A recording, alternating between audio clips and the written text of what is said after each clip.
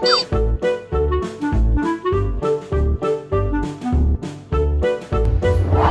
budol?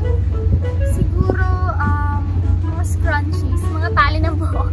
Hindi ko alam bakit ano. Pero I ordered 20 pieces of scrunchies kasi gusto ko lahat ng colors, yung ponytail. Latest budol,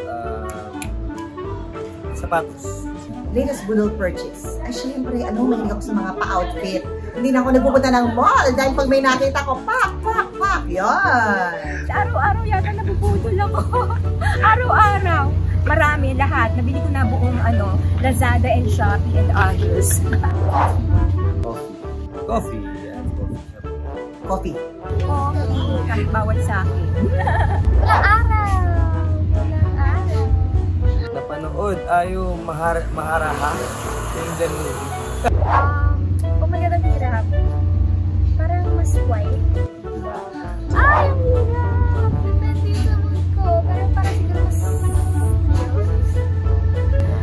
Ay, ngayon wala na ako. Sneakers na lang. Nung bata ako, heels. Heels! Malandi ako. Day pa rin. Day. Gen Z word? Iwan ko Gen Z word ba yung puso ngayon na A? A! Finish. LOL.